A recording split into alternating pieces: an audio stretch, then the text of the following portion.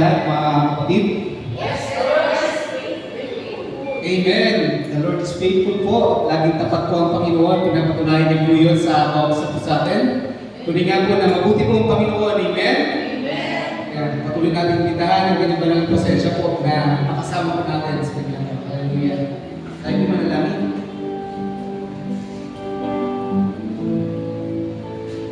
Aming Diyos na kanila, sa gabi ito patuloy na kami magpupuri, magpapasalamat sa iyo.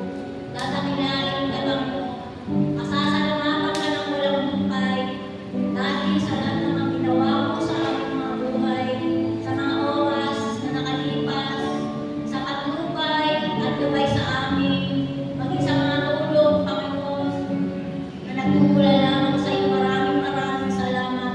Dahil alam namin, ikaw yung aming Diyos na laging nariyan, nakapangyarihan sa lahat, at hindi nagkukulang kahit kailanman. Kaya maraming salamat sa mga oras na ito. Kaya ano, Panginoon, sa gabi ito, kami humihingi ng kapatawaran, nagpapalinis sa aming mga kabutihan, mula hanggang talampakan. Alam po namin na wala kami kayang itago, ilihim sa iyong banal na harapan. Kaya sinasabi mo kami sa mga oras na ito. Magpakumbaga kami at patawarin mo kami, Panginoon. Dahil alam namin ang lahat ng aming mga nagagawa na pagkakamali.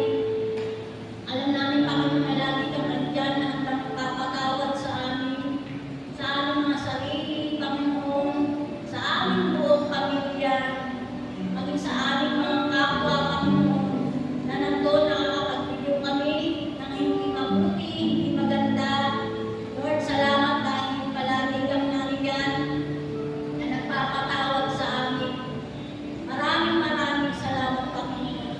Sa gabi ito, Panginoon, patuloy na kami ay malaya, tutulog sa iyong trono ng biyaya.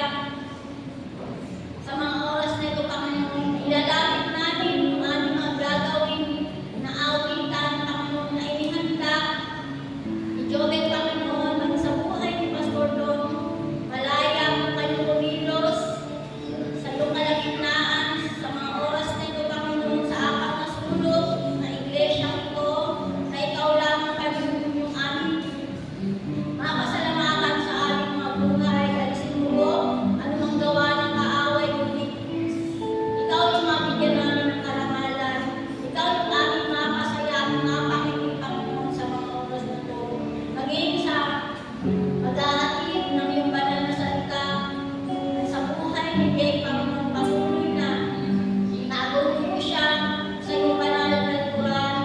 Salamat sa inihanda niya ang banal mong salita, Panginoon, na aming mapapakinggan sa gabi ito.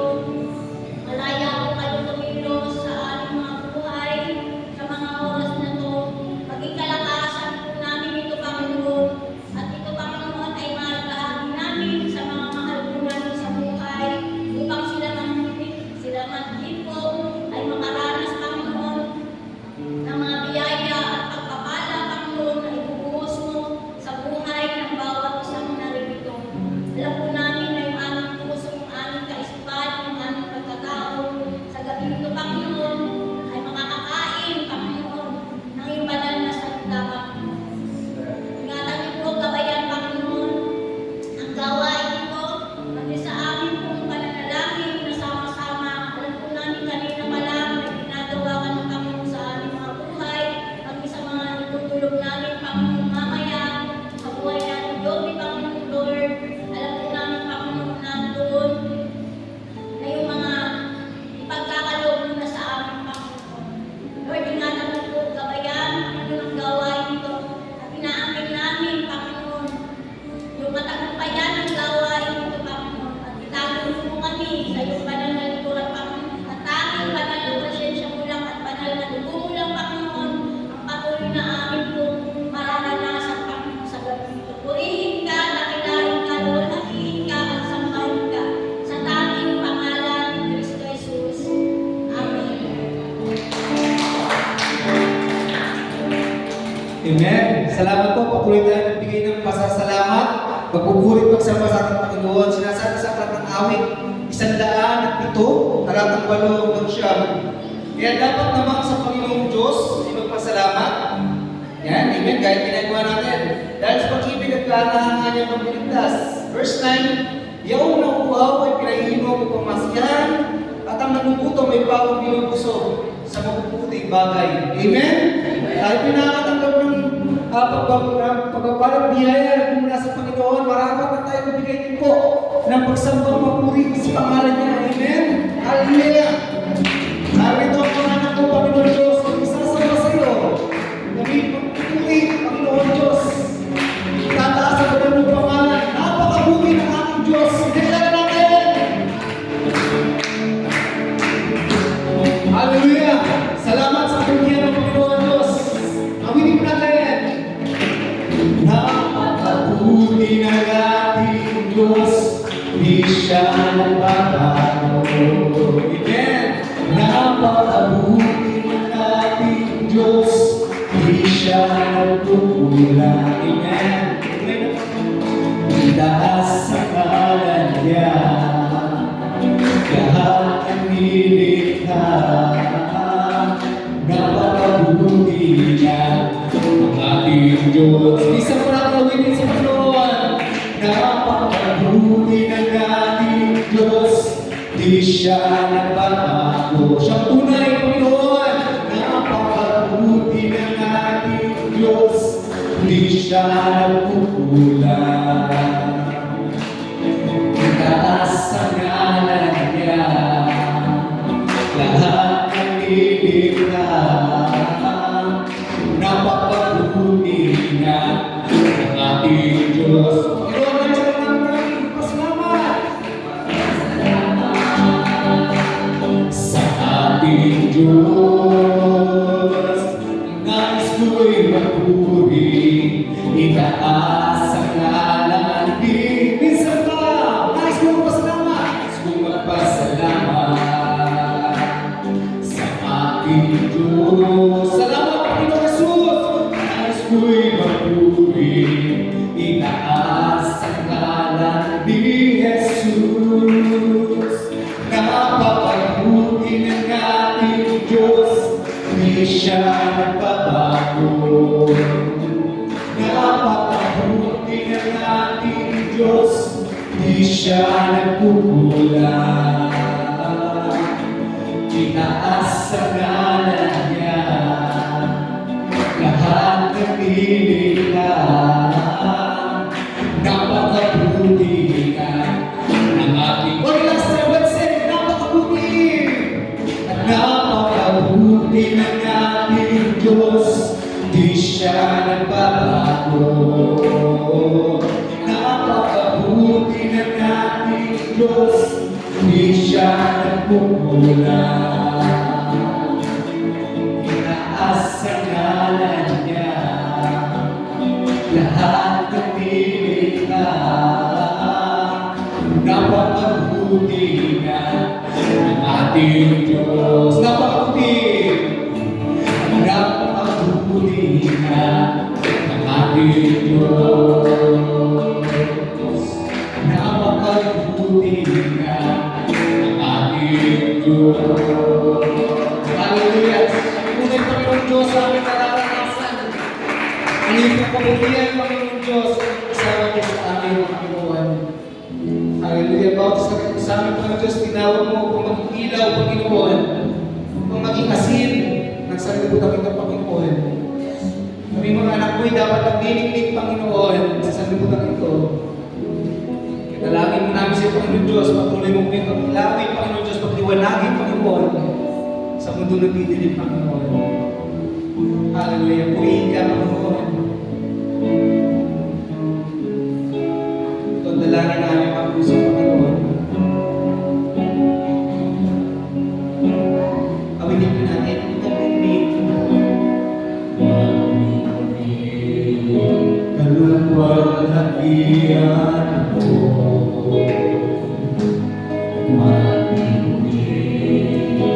ito sa buhay ko, sa aking gawa.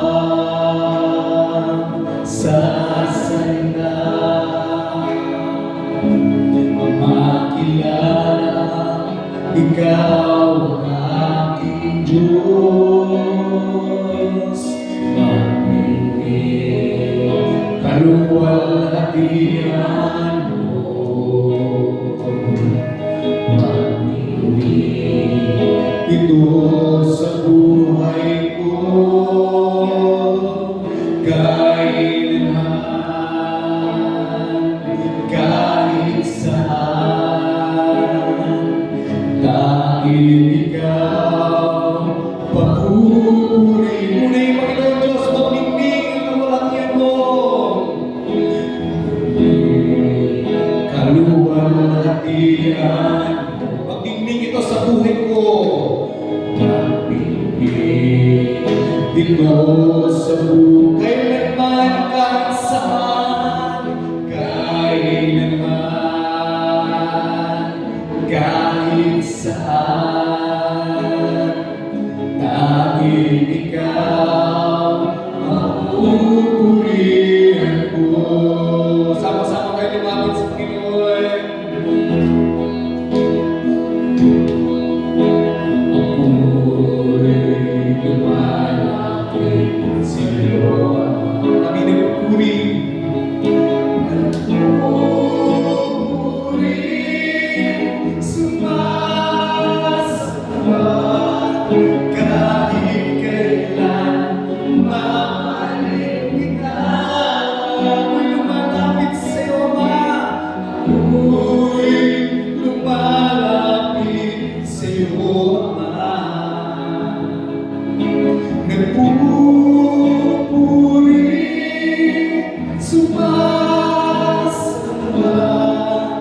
Kahit kailan mamahalin kita. Magbibig Panginoon, magbibig kaluwalhatian mo. Siyang tunay Panginoon, magbibig ito sa buhay ko. Sa aking gawa, sa aking gawa. Panginoon, sa salita Panginoon, makilala ikaw ang aming Diyos. Makilala ikaw ang aming Diyos. Magbibig kaluwalhatian mo. Magbibig ito sa buhay ko. Kailanman, kailanman, kahit saan, dahil ikaw papupurihan ko. Kailanman, kahit saan, kailanman, kahit saan, dahil ikaw papupurihan. Panginoon, kailanman, kahit saan. Hallelujah. Kahit saan, dahil ikaw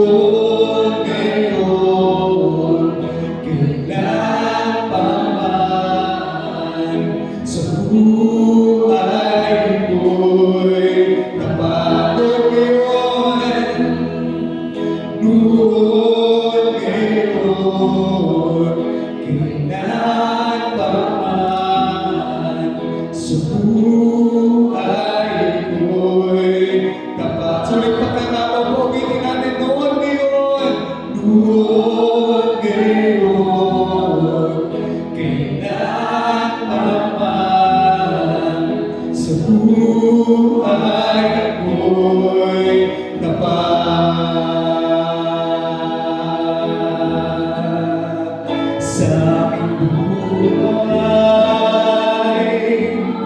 Panginoon, ika'y tapat. Sa puso't isip, Panginoon Diyos, ika'y sasambahin, Panginoon Diyos, o lakas, Panginoon. Ibibigay ang karapat-dapat na papuri, karapat-dapat na pagsamba sa pamilya, sa iyong iglesia, sa aming bansa, maghari ka, maghari ang kabutihan mo. Lumamig ka, O Diyos, ang luwalhatian, O Diyos, ang mahabagin, O Diyos, ang puno ng awa at pagmamahal sa iyong mga binigyan.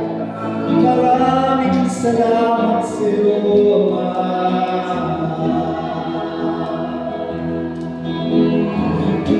Bagamat ang kulang, iyo pa rin pinatawag, O Diyos. Hallelujah! Salamat, Panginoon! Salamat po, Panginoon! Napakabuti mo, Panginoon! Hallelujah! Sa bawat araw po, pinapatunayan ko po, Panginoon, ang iyong katapatan, Panginoon. Salamat po, Panginoon Diyos, sa aming dedeklara, Panginoon Diyos. Ikaw ay mabuti, Panginoon Diyos. Ikaw ay tapat, Panginoon Diyos, sa aming mga buhay. Kahit saan, kahit kailan, Panginoon. Ikaw po ay tapat sa iyong mga pangako, Panginoon. Hallelujah. Tanggapin mo lahat ng papuri, Panginoon Diyos. Pasasalamat ng iyong mga anak, Panginoon. Tanging sa iyo, Panginoon. Luwalhati ka. Nakilain ka, Panginoon Jesus. Lahat ng ito, Panginoon Diyos, pagsamba, pag-aawitan, pagpupuri, tanging sa iyo po. In Jesus' mighty name, amen and amen. Hallelujah. Glory to your name, O God. Amen.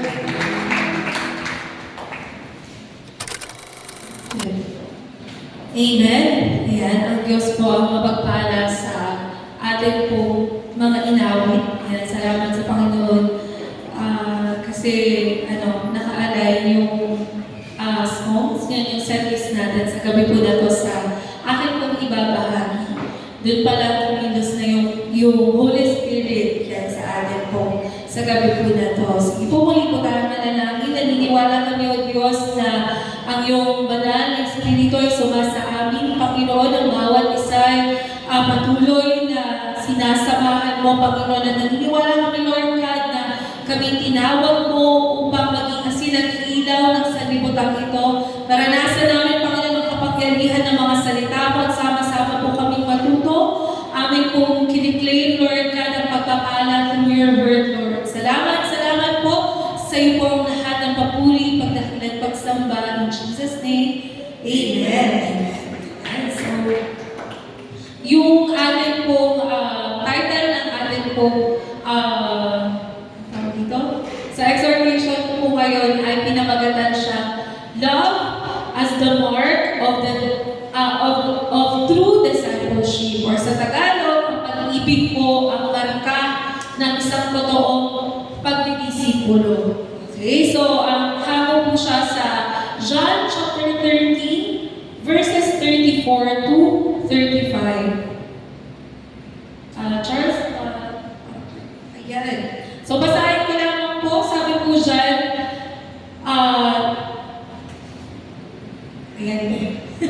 Ayan, so John chapter 13, verses 34 to 35. Kung meron po kayong Bible, paki-open nyo na lang po. A new command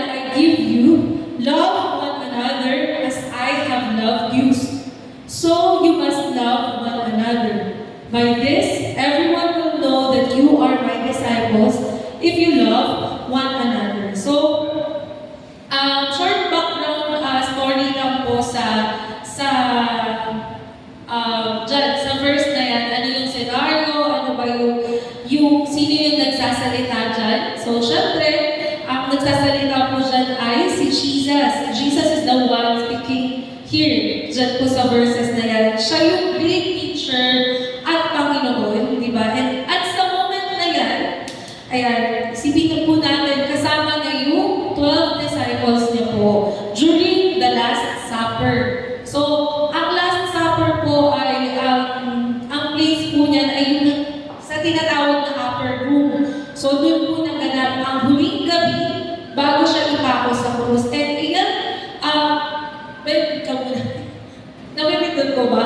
Ayan, so, sinabi po yan ni Jesus, so yung setting niyan ay nasa upper room nga po, doon sa Jerusalem. So doon naganap yung Last Supper kung saan diyan nangyari din yung naghugas si Jesus, sinugasan niya yung mga paa ng kanyang mga disipulo. And isang act yun ng humility and love kasi sa culture nila, sa mga panahon na yun, isang napakababang uri yan ng posisyon kapag ginawa mo yun na mismo ikaw yung maghuhugas sa paanan ng mga tao. At dahil si Jesus ay guro din that time, never na kahit na sinong mga guro na nandun ay gumagawa nun kasi iyan nga po ay tinuturing na pinakamababang ginagawa. So, pero ang ginawa yan, sa gitna ng betrayal, alam natin, alam niya na si Judas din ay magtataksil sa kanya, pinili pa rin ni Jesus na turuan at ipakita ang tunay na kahulugan na pagmamahal. So, Charles, ikaw naman. Charles, ayan. So, sabi dito, ayan, okay naman, hindi pala naka-on, sorry. Ayan. Ayaw mo. Ayan. So, sabi dyan, Jesus gave a new commandment during the Last Supper. Ano po yun yung sinabi ni Jesus dyan? Sabay-sabay po natin basahin. Love one another as I have loved you. Or kung sa Tagalog, papadalihin natin, mahalin mo ang kapwa mo gaya ng pagmamahal na ipinakita ko sa iyo. So, bakit ba binigyan ni Jesus yung command na to or utos? Diba? Alam ni Jesus na malapit na siyang mamatay. Kaya nagbigay siya ng yan nga po, yung commandment. So, etong love na to na tinutukoy ng Panginoon ay hindi siya ordinaryong pag-ibig. Hindi siya yung ordinaryong nararanasan lang natin. Kundi yung love na tinutukoy siya ng Panginoon ay selfless, sacrificial, unconditional love. Kasi gano'n yung pag-ibig na ginawa ni Jesus para sa atin. And yung ganitong klase ng pagmamahal, yan yung tinuturo sa atin na kung saan ito daw yung magiging marka ng isang totoong disipulo niya na magdidisipulo sa mga tao. Ang maipakilala yung pag-ibig niya, makikilala ang mga tagasunod ni Jesus, hindi lang sa salita, yan, kundi sa paraan na kung paano nila mahalin ang isa't isa. So, ayun po. Next. Ayan. So, tatlong katotohanan sa kung ano yung pag-ibig yan, gaya ng pag-ibig ni Kristo na ipinaranas po sa atin. Sige, Charles. Next mo nga daw. Ayan. Sabi dyan, point number 1, love is the mark of true discipleship. So, which is iyan din yung atin po, yung title po ng atin pong, ng atin pong exhortation po sa gabi na to. May dalawang pong examples sa Bible na kung saan na ipapakita na totoo na yung pag-ibig ay talagang marka siya ng isang totoong nagdidisipulo. Like yung sa Good Samaritan, na makikita po natin sa Lucas 10 verses 33 to 35, sabi siya, He loved a stranger beyond cultural barriers. Bakit nga ba? Basahin po natin. Sorry, medyo maliit, pero iyan po ang sinasabi. Ngunit may isang Samaritano maglalakbay na napadaan doon nang makita niya ang biktima, siya'y naawa. Nilapitan niya ito, binuhusan ng langis at alak ang mga sugat at binendahan. Pagkatapos, isinakay niya ang lalaki sa kanyang asno at dinala ito sa bahay panaluyan upang maalagaan siya doon. 35, kinabukasan, binigyan niya ng 2 salaping tilak ang mamamahala ng bahay panaluyan at sinabi, alagaan mo siya at kung higit pa riyan ang inyong magagastos, babayaran kita pagbalik ko. So, balik tayo doon. Sa Good Samaritan, again, ano yung unang point? Because love is the mark of a true discipleship. Background story po ng sa Good Samaritan, nung panahon po na to, yan, nangyari siya, yung setup niyan ay doon sa road sa Jerusalem, papuntang Jericho po, na kung saan doon daw sa road po na yun, mapanganib, ayan, marami daw talagang mga tao, yung namamatay kapag dumadaan daw po sa road na yun, maraming tulisan, ayan, doon sa, kung saan nangyari itong scenario po na to. And sa kultura po, no, that time, ang mga Jewish people or ang mga Hudyo at yung mga Samaritano ay magkaaway. So, gaya ng laging nasasabi sa preaching, magkaaway po talaga sila. At hindi sila nag-uusap o nagsasama sa mga gatherings, ganun po. So, ang mga pari at Levites ay religious elite po, kung tawagin po sila. Kaya, kagulat-gulat kung ito po yung nangyayari na kung saan ang Samaritano pa yung naging tunay na tatawagin dyan na neighbor. Yan. Kasi sa mga susunod na mga verses, ibabamitin po dyan na neighbor or kapitbahay na kung saan yun talaga, siya pa mismo na Samaritano yung tawag ito, tumulong. Short background story, may isang expert po kasi sa batas na kung saan nagtatanong kay Jesus kung paano maliligtas. So, kung babalikan niyo po yan, bago po yan. So, alam niya yung batas. So, yung expert na yun, dahil alam niya, matalino siya sa mga batas, gano'n. So, marami siyang alam. Pero tinanong na si Jesus, paano nga ba maliligtas? Yan. At sabi dito, alam niya ang batas, mahalin ang Diyos at kapwa. Pero gusto niyang malaman kung sino nga ba yung kapwa na tinutukoy doon ng Panginoon. So nagkwento si Jesus tungkol sa isang lalaki inatake ng mga tulisan. So may pare at levita na dumaan, pero alam natin na hindi sila tumulong. Isang Samaritano pa, so ito ay karaniwang kaaway ng mga Hudyo, yung tumigil, ayan na po yan yung scenario na yun, buhat, ginamot, nagpagamot at gumastos para sa kanya, inalagaan pa siya. So, ang lesson dyan ay yung pagiging neighbor ay hindi lang siya nakabase sa reliyon o lahi, hindi kita. Dahil taga-limay ka, matatawag kitang kapitbahay ko, hindi po. So, kundi ang neighbor na tinutukoy dyan sa Bible or yung mga kapwa natin ay makikilala kundi sa pagtulong natin sa nangangailangan. Wala tayong sisinuhin or dahil hindi kita kalahi, hindi kita tutulungan o kaya dahil hindi kita kababalo, hindi kita share ng word, yung mga ganun po. So, next po ay yung sa early church. Yan. Again, ang pinupoint out po natin dito sa 2 verses na to ay maipapakita na ang pag-ibig ay totoong marka ng pagdedisipulo. Pinakita ng Samaritano yung pag-ibig niya sa tao na yun, di ba? Selfless, or kumbaga hindi siya unconditional. Yan. Sa early church, yan sa Acts, yan sa Gawa, 2 verses 42 to 47, sabi siya, nagsama-sama ang lahat ng sumasampalataya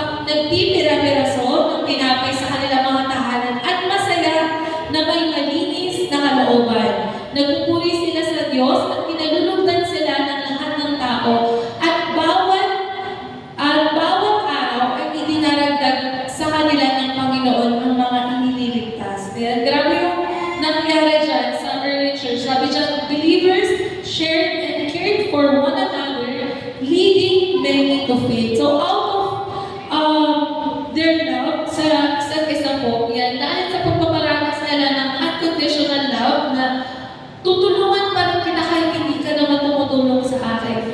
Ganun ang nangyari. At sabi dyan, mismo Panginoon yung nag-bless sa kanila na maraming mga tao yung nagpupunta para ma-save. So, sa kultura po that time, yung mga believers ay mga Hudyo na sila yung mga naging Kristiyano po. Ang ginagawa nga po ay yung mga ari-arihan po nila ay kadalasan parang shared, ibinabahagi yan sa extended family po nila. Yan, kaya unusual po na ibenta nila yung mga possessions o yung mga meron sila para sa mga hindi nila kadugo. Pero, nangyari dyan sa early church, ganyan nga po, tawag dito, yung pag-ibig, yung pagmamahala nila sa kapwa ay naiparanas po nila. Lahat sila ay nagbabahagi ng ari-arian, nagtitipon araw-araw, nagdarasal at kumakain ng sama-sama ng may galak at pasalamat. So, grabe po, marami daw po yung naligtas. Ayan, at naging bahagi ng bagong komunidad. So, pinakita dyan yung pagkakaisa, yan yung generosity din, and yung pagmamalasakit po sa isa't isa. So, nag-ibabaw, yan, yung pag-ibig na kung saan marami po yung nasave. So, next, so point number 2, tatlo lang naman po to. Point number 2, love requires, ano daw po? Ayun, sacrifice and humility. So, talaga naman na iyan ay nakita natin kung paano in-example ni Jesus sa atin po iyan. So, tignan natin yung dalawang examples.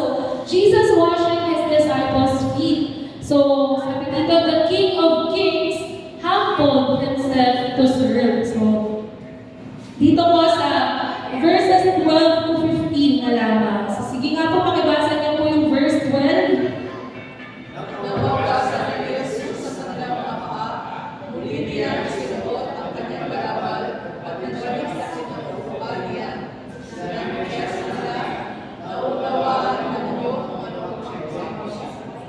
Ayan, sa verse 13, tinatawag ninyo akong guro at Panginoon at tama kayo sapagkat ganun nga ako. Verse 14, Kung ako ba ang Panginoon at guro ninyo ay naghugas ng inyong mga paa, dapat din inyong hugasan ng mga paa ng isa't isa.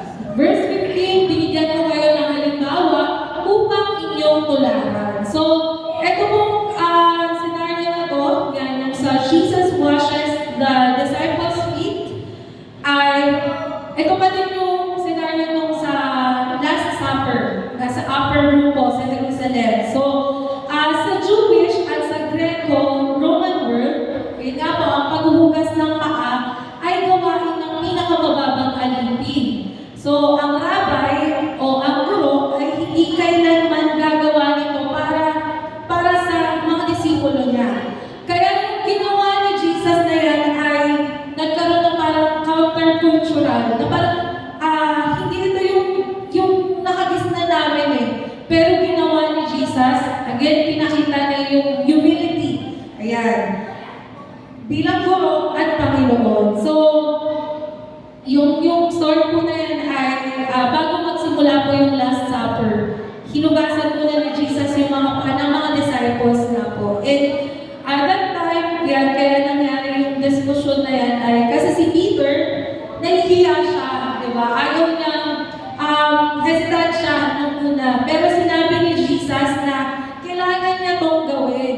Yan, kasi para matupad kung ano yung plano ng Panginoon para sa kanya. At pagkatapos nga noon, sinabi niya, ginawa ko itong halimbawa, ayan, maglingkod din kayo, ginawa ko ito bilang halimbawa, kaya maglingkod din kayo sa isa't isa. So, pinakita ni Jesus dyan yung pagpapakumbaba at handang maglingkod, di ba? Hindi niya ginamit yung pagiging Diyos niya o hari or Panginoon. So, next naman is yung sa Exodus 32 verses 31 to 33.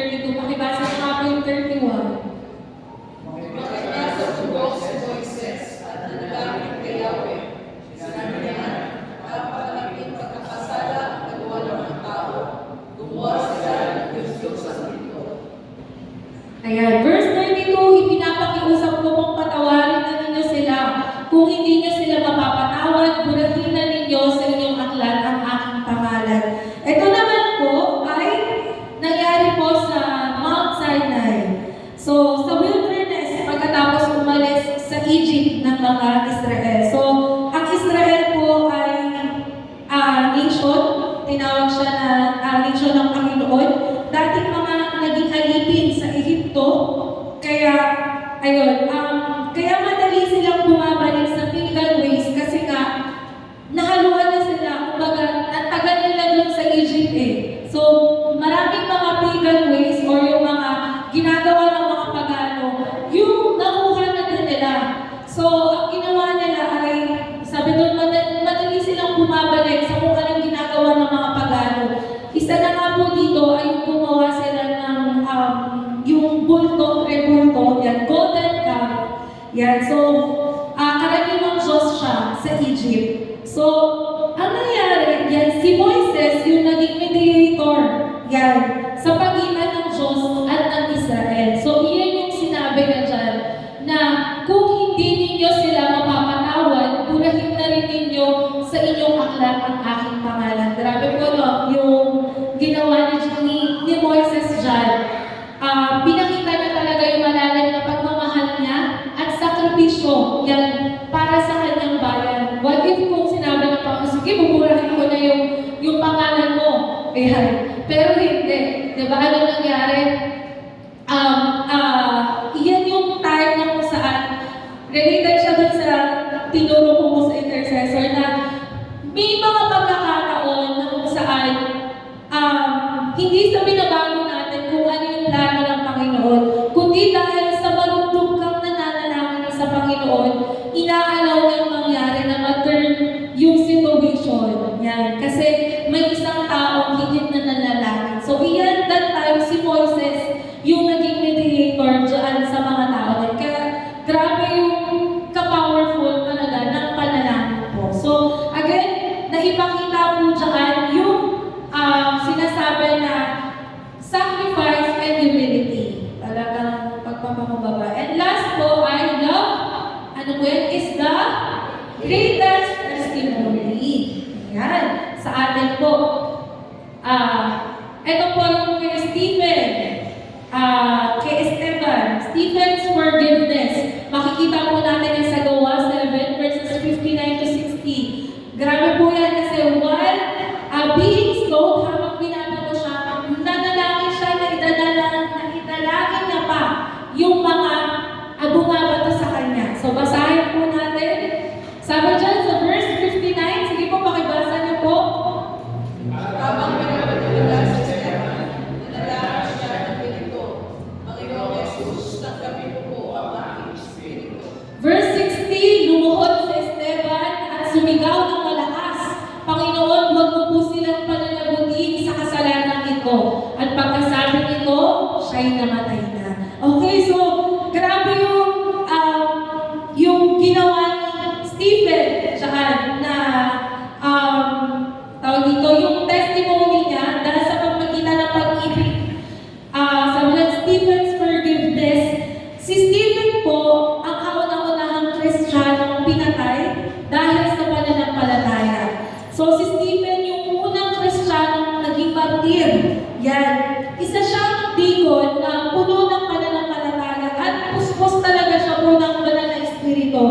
So, ang ginawa sa kanya, bakit siya dumating sa sitwasyon na yan, inakusahan po siyang nagsasalita laban kay Moises at sa templo. Kaya ang ginawa nila, pinagpapato siya hanggang sa mamatay na po siya. So, agad nga po, habang binabato siya, nanalangin pa siya si Stephen or si Esteban, nanalangin pa siya sa Panginoon na tanggapin yung kanyang espiritu at patawarin yung pumapatay sa kanya or itong mga to na huwag niyo po silang pananagutin sa kasalanan ito. So, tulad ni Jesus, di ba, nakita mo dito kung paano yung naging example din ni Jesus sa cross. Si Stephen, na nagpakita siya ng kapatawaran at pag-ibig kahit sa kanyang mga kaaway. So, grabe yung pag-ibig. Next po ay yung sa Filipos 2 verses 19 to 22. Ito naman po, sabi po dito, umaasa ako sa Panginoong Jesus na mapapapunta ko agad riyan si Timoteo upang mapanatag ang aking loob kapag aking malaman mula sa kanya ang inyong kalagayan. 20, wala nang hihigit sa kanya sa inyong sa pakikisa sa aking damdamin at pagmamalasakit para sa inyong kapakanan. Ang inaatupag lamang ng iba ay ang sarili nilang kapakanan at hindi ang kay Jesucristo. Kayo na rin ang nakakaalam sa katapatan ni Timoteo, kasama ko siya sa pangangaral ng magandang balita. Tinulungan niya ako tulad ng pagtulong ng isang anak sa kanyang ama. Dito naman po, ito ay isinulat ni Paul sa kulungan sa Roma. So, ipinadala siya sa church, ipinadala sa church ng Filipos or sa ngayon po ay sa Macedonia, Greece. So, sa kultura po ng Greco-Roman world noon ay hierarchical. So, bihira daw po ang tunay na may malasakit. Ayan, karamihan ay may layuning umangat. So, parang hindi nila iniisip yung kapwa nila. Basta ako, ang angat ako. Yan, kahit na maiwan sila, okay lang. Basta ako, ang angat ako. Kaya kakaiba daw po si Timoteo, yan, hindi self-centered, kundi genuinely caring. So, isinulat ito ni Pablo habang siya nakakulong. Pinupuri niya si Timoteo po dyan na matagal na niya kasama sa pagpiministeryo. Yan. At bilang isang tunay na nagmamalasakit sa mga mananampalataya. So, sinabi ni Paul dyan na walang katulad. Sabi ko dyan, walang katulad si Timoteo. Yan, natapat at taos-pusong naglilingkod sa Panginoon. Parang anak na kasama ng kanyang anak. So, talagang mahalaga yung katapatan, yan, malasakit at pagiging tapat natin sa Panginoon. Ayun po. In conclusion lang po, yan sabi dyan, Jesus' command to love is not optional. It is the core of discipleship. So yung pag-ibig nga ay talagang pag-ibig sa iba ay ituring natin na talagang ito yung magiging core or mag-iba na pundasyon ng pagdidisipulo po natin. So love is our mark. Love is our sacrifice. Love is our testimony. Let us choose to live in such a way that others see Jesus through the way we love. So, may we reflect on this salita. Am I loving others in a way that points them to Jesus? So, sa mga pagkakataon na kung saan parang minsan kailangan ko nang mag-post at sumasobra na yung bibig ko. O kaya parang yung mga nararamdaman ko against sa tao na to hindi na okay. So mag-reflect po tayo kung nagagawa ko pa rin bang mahalin yung ibang tao na kung saan mapupoint sila doon sa, or mapupunta ko sila doon sa totoong pag-ibig ni Jesus ng Panginoon na siyang naranasan ko. So, ayun again, higit sa lahat, ang buhay natin yung higit na testimony sa kanila. Diba? Hindi pa tayo nagsasalita, makikita nila yung testimony sa buhay natin kung paano natin sila mahalin. Yun po, gaya na sinasabi ni Jesus, yung love na ibibigay natin sa kanila, ay yun yung magiging marka sa kung paano ka nagiging katotoo na nagdidisipulo sa ibang tao. So, to God be the glory po sa salita niya po sa gabi po natin. Amen.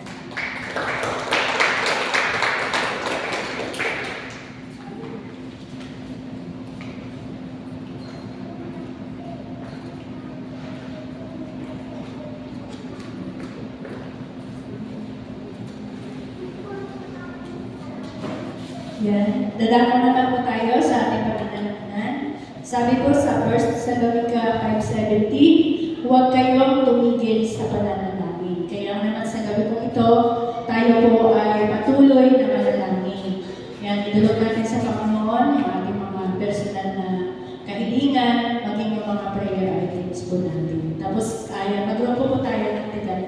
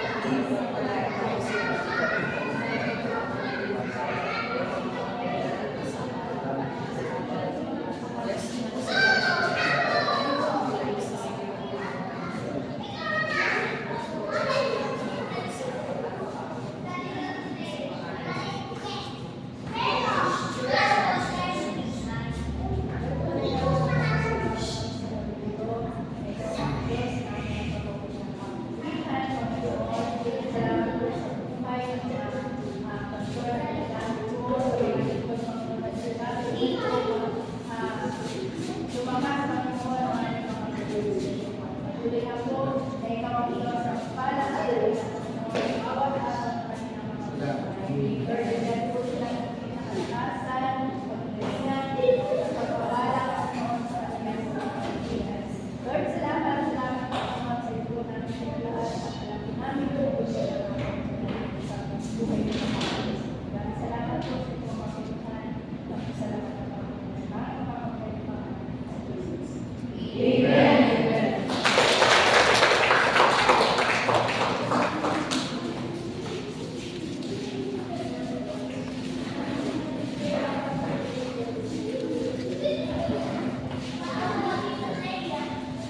Ayan, kayo po ay patuloy sa ating pananalangin. Madakilang Diyos sa mga pagyanan sa lahat.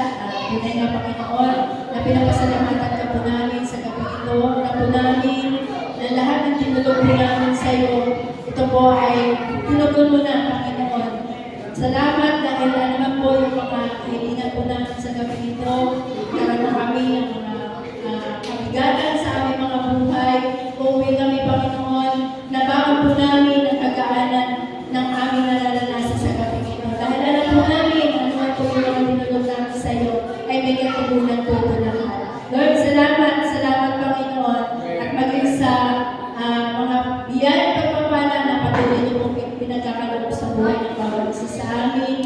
Kaya naman sa gabi pong ito, sa muling pagbabalik po namin ng mga pagpapala po ito, ay pagpalain na rin po patuloy ang buhay ng bawat isa. Ganun din po, Lord, na basbasan niyo po ang maliligaw po namin sa gabing ito upang ito po ay maging kagamigan. Sa kami makapangyari ang pangalan ng Kristo Jesus. Amen.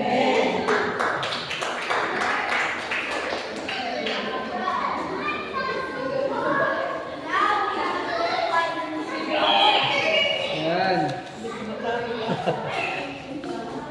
Ako ay lumulog sa Panginoon sa ating pong pananalangin. Tunay nga po, Panginoon, nagpupuri nagpapasalamat po kami sa tagumpay na aming pong naranasan ngayong gabi po na ito. Sa aming pong ginawang pananambahan, salamat sa inyong pinagbanan ng presensya. Panginoon, ang patuloy niyo pong pinagkakaloob sa bawat isa po sa amin, nalalagit sa aming pong kalagitnaan. At salamat din po, Panginoon, sa inyong mga salita na patuloy po namin naririnig, nababasa po, Panginoon. Salamat sa inyong mga salita po na ito ay binahagi ng aming pong kapatid. Tunay nga po, Panginoon, na ang pag-ibig, patuloy, Lord, na makita, maranasan po namin at sa aming pong mga relasyon sa isa't isa bilang magkakapatid at Panginoon, ay umiral po, Panginoon, yung pag-ibig at alam po namin na hindi po nakikilala na yung mga umiibig sa kapwa po, Panginoon, ay isang disipulo po, Panginoon, isang alagad. Kaya naman po, Panginoon, maraming salamat sa buhay din po ni Jet na nagbahagi ng iyong mga banal na salita. Gayun din po, Panginoon, patuloy, Lord, na inalapit din po namin sa inyo. Pagpupuri, nagpapasalamat po, Panginoon, sa lahat ng mga katunggunan na aming pong maranasan sa aming po mga personal na prayer request, magiging aming po mga prayer item po, Panginoon. Salamat po, Panginoon. Ngayon pa lamang po ay alam po namin na ang tagumpay at katunggunan po nito ay amin po itong maranasan. At ikaw po siyang patuloy na magbibigay po sa amin palagi po, Panginoon, ng pag-asa, pagmamahal po, Panginoon, sa lahat ng mga amin po mga ginagawa po, Panginoon, ay patuloy, Lord.